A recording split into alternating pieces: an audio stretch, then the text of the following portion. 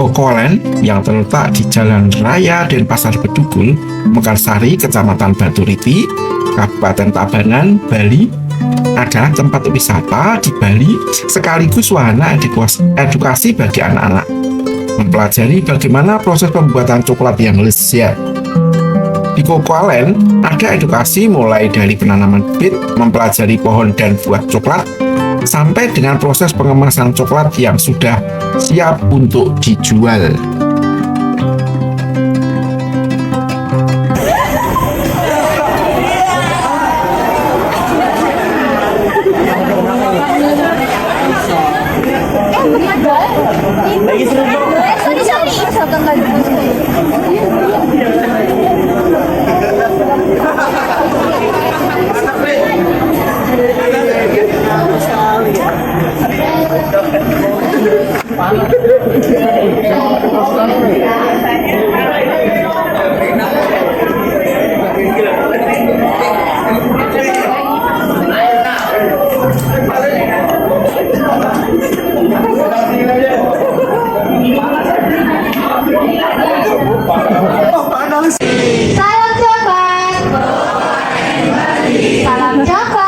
Kokolen Bali.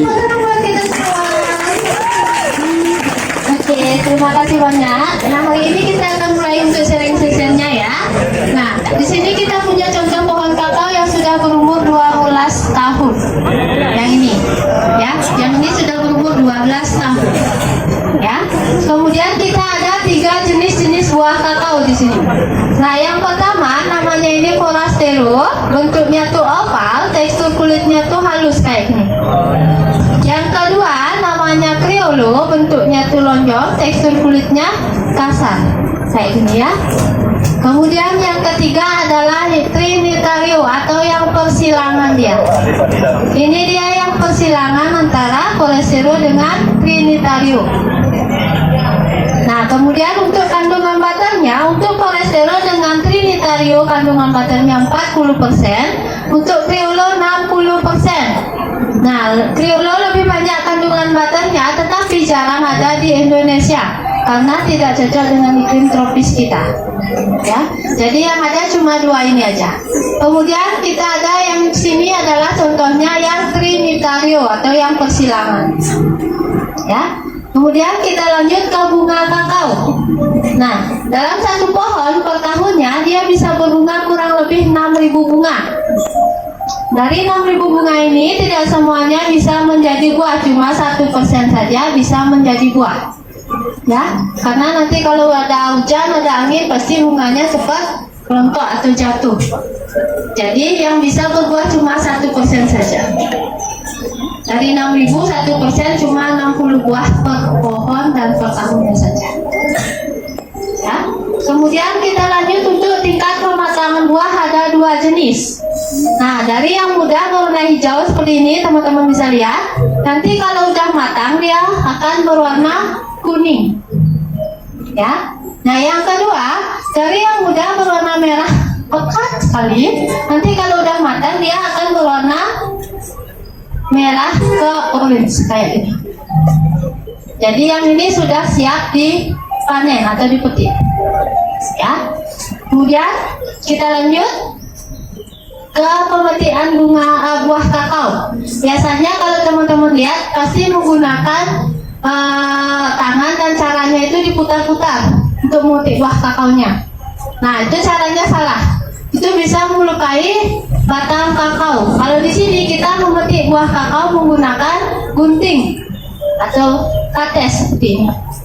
Nah, untuk cara pemetikannya kita harus petik dekatkan dengan buah, bukan dekat dengan batang, supaya tidak melukai batang kakao.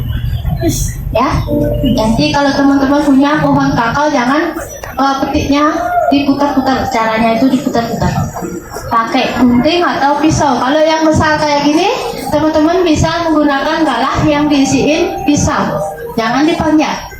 Nanti kalau dipanjat, bunganya yang di bawah-bawah ini pasti dia akan rontok, itu jatuh. Ya, oke. Kemudian kita lanjut untuk cara membuka buah kakao. Nah, kalau di sini kita membuka buah kakao menggunakan bambu stick. Kayak gini. Tinggal dipukul-pukul gini aja. Ya. Oke, dari teman ada mau coba buka buah hari ini? Silakan. Ayo. Ayo perhatian satu, ayo. Jadi pegang kayak gini, nanti dipukul keras ya. Ya, sampai dia bengkak keras. Ya, putar lagi. Ya. Oke, buka pakai tangan. Pelan banget. Ya.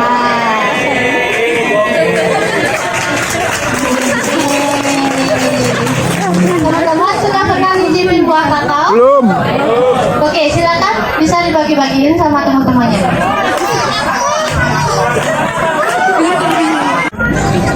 Ya, makasih. Nanti bikinnya teman-teman jangan dibuang ya. Nanti caranya tinggal diisap aja, jangan dikunyah. Ya, kalau dikunyah pasti pahit rasanya. Diisap aja, diisap. Ya, kayak buah sirsa nanti rasanya. Yo, pegangkan. Pegangkan semua. Aku ambil satu aja, nanti kamu muter ya. Ya. Nanti. Kemudian kita lanjut ke hama. Di sini kita ada dua jenis hama. Ini buah kakao yang rusak kena hama ini. Yang pertama hamanya itu PBK atau penggere buah kakao semacam ulat. Dia akan ngebor kulit biji kakao, kemudian dia akan masuk ke dalam bijinya. Jadi nanti bijinya akan membusuk seperti ini. Ya, jadi ini bijinya rusak. Nah, yang kedua ini adalah hama Helopeltis atau cuma bercak-bercak hitam, tapi dia tidak akan masuk ke dalam biji kakao. Ya. Nah, untuk membasminya di sini kita menggunakan bahan-bahan yang organik yang dinamakan ipae. I-nya itu disebut dengan daun kembang bulan seperti ini. Kemudian serai dan mengkuas. Ketiga bahan itu kita cincang. Setelah dicincang kita fermentasi selama satu minggu. Airnya itu kita pakai semprotkan ke buah biar terhindar dari hama. Ya. Nah, kemudian kita lanjut ke fermentasi sekarang. Ya, kita lanjut ke fermentasi. Kita siapkan keranjang dulu, dialasi dengan daun pisang, baru kita fermentasi kayak gini. Kayak bikin tape ya. Kalau bikin tape dia menggunakan ragi. Kalau di sini tanpa menggunakan ragi, karena kita menggunakan bahan organik tanpa kimia lagi. Ya, kita biarkan aja kayak gini selama 6 hari. Setelah 6 hari, nah tutup lagi dengan daun pisang dan karung ini kayak gini. Kita fermentasi selama 6 hari. Setelah 6 hari kita rendam dulu 1 jam. Kemudian kita cuci bersih. Nah, setelah dicuci, kemudian baru kita keringkan dengan matahari. Nah, contohnya kayak itu, yang di grana ini ya. Atau ini sudah ada yang kering. Ini. Jadi nanti biji kakaonya akan seperti ini yang setelah difermentasi. Nah, warnanya coklat. Ya, kayak gini. Nah, nanti kalau yang ini contoh bijinya yang tanpa difermentasi atau cuma ambil buah langsung dijemur, jadi bijinya jamuran ya. Kalau yang ini tidak bagus untuk coklat, kita yang tanpa difermentasi kita tidak gunakan karena nanti dalam biji kakaonya ini jamuran ya. Jadi kayak gini ya. Nah, oke. Setelah kering, baru kita akan masukkan ke mesin. Nah, yang sebelah sana kita punya kakao mesin generasi yang pertama. Nah, setelah kering, pengeringannya selama 7 hari ya, tergantung cuacanya. Oke, setelah kering, baru kita akan masukkan ke mesin roasting atau disangrai dia. Setelah kering kita sangrai selama 45 menit. Ya, disangrai dulu. Oke. Setelah disangrai, nah baru kita winnowing atau dikupas kulitnya. Kita kupas dulu kulitnya. Dikupas. Nah, dia akan seperti kayak gini dia. Ini cuma biji kakaonya saja. Ini sudah di roasting, setelah difermentasi, di roasting dan dikupas kulitnya. Jadi bijinya kayak gini. Ya, jadi kayak gini nanti. Ya. Setelah nanti dikupas kulitnya, baru kita akan masukkan ke mesin grinding milling, digiling dia. Kita giling dia. Nah, kita giling tanpa ditambahkan minyak dan air lagi, tinggal digiling aja. Tapi nanti dia akan keluar pasta coklat seperti ini. Nanti dia keluar pasta coklat seperti ini. Ada yang tahu kenapa kita tidak tambahkan air dan minyak lagi, tapi nanti dia akan keluar pasta coklat? Ya, sudah karena sudah ada butternya, jadi kita tidak tambahkan apa lagi. Dia akan keluar pasta coklat seperti ini. Ya, nah setelah nanti keluar pasta coklat, baru kita akan masukkan ke mesin pressing atau mesin pemisahan butter kakao dengan cake-nya. Kita pisahkan minyaknya. Minyaknya itu bisa digunakan untuk memasak kecantikan dan bahan dasar white coklat. Teman-teman senang coklat putih apa coklat yang hitam? Ya. Kalau yang putih itu bahan dasarnya cuma dari minyaknya. Ya. Nah, setelah habis minyaknya, cake-nya itu atau ampasnya itu baru kita giling lagi. Kita giling lagi. Ya, digiling lagi ampasnya. Setelah digiling, baru di shifting atau pengayaan. Diayak dia. Nah, setelah diayak, baru di sini kita mendapatkan bubuk coklat yang kayak Milo, yang halus nanti baru keluar yang kayak ini. Ya. Nah, setelah di shifting, baru di refining atau dicampur seperti gula, susu, powder, dan flavor. Kita campur sini. Ya, kita campur. Kemudian kita kuncing atau penghalusan coklat biar coklatnya itu tidak ada gumpalan. Ya, kita kuncing, kita haluskan coklatnya. Nah, setelah dikuncing, baru kita akan nanti masuk ke proses tempering namanya. Coklat yang sudah dingin, coklat yang sudah dikuncing, kemudian di steam, baru kita tuang di meja. Setelah dituang di meja, kita tempering. Turunkan suhunya. Tujuannya untuk menurunkan suhu coklat. Nanti kalau pas kita cetak, ya nggak rusak. Jadi kita akan masuk ke proses tempering ini. Ya, tujuannya juga untuk menurunkan suhu coklat, biar coklatnya itu mau crunchy, berkilau dan tidak mudah meleleh. Jadi harus di proses tempering. Nah, setelah dimasuk di proses tempering, baru kita bisa cetak. Setelah suhunya tuh coklatnya dingin, baru kita bisa cetak.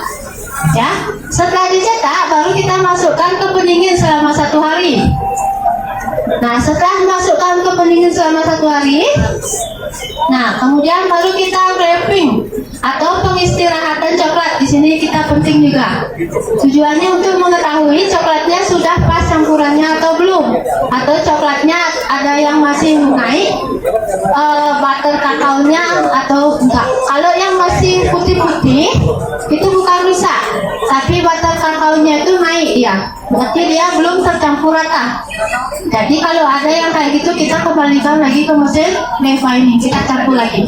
Kalau yang sudah berkilau kayak gini, berkilau crunchy dan tidak mudah meleleh kayak gini, baru kita bisa packaging.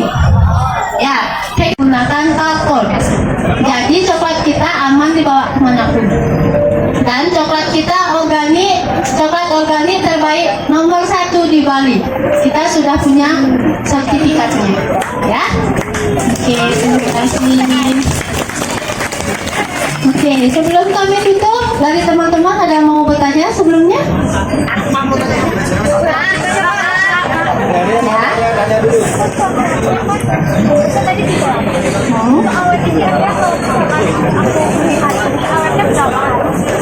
Terus ya, 1 tahun nggak apa-apa, jangankan adik taruhnya langsung di bawah matahari. Kalau adik taruh di tas, di dus, nggak apa-apa, nggak apa-apa, nggak apa-apa. Ya, karena sudah menggunakan aluminium foil, jadi aman dia. Ya, oke, ada lagi? Dan di galeri nanti kita banyak ada promo-promo menarik lainnya. Beli 3 gratis 1, kemudian beli 2 gratis 1. Ada yang coklat 5 ribuan. Ya.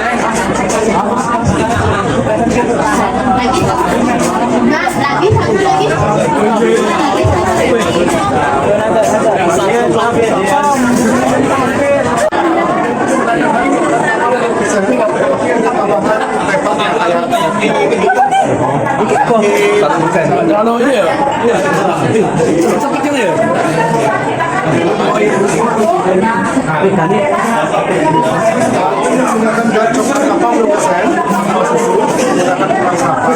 Ini ada tambahan sama menggunakan bahan coklat. Mint, jahe dan ya. Menggunakan jahe.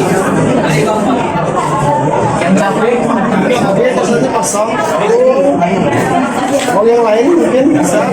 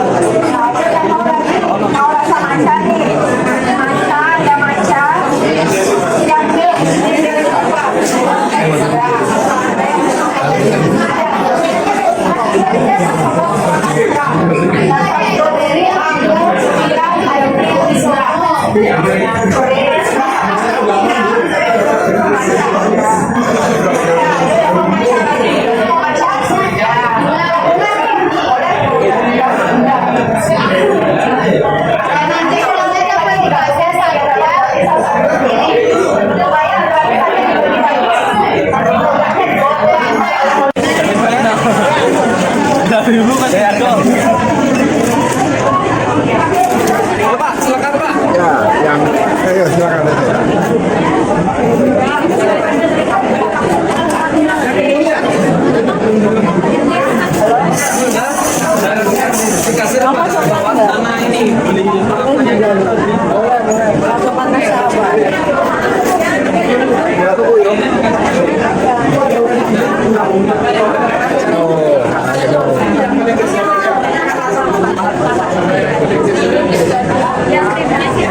Tapi ada topik kayak gini.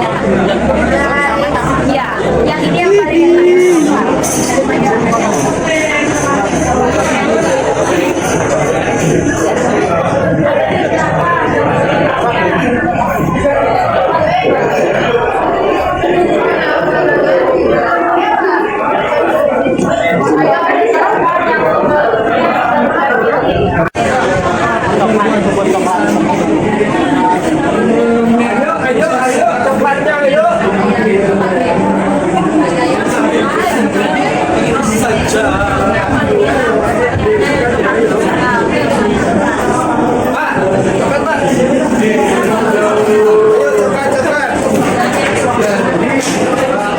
Awas ada beli itu.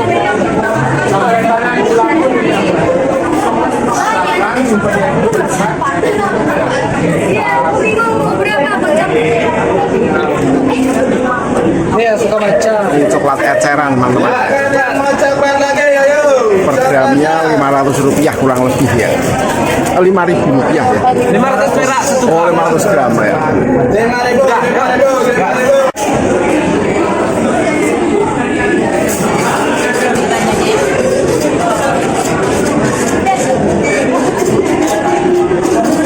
Ya, ini.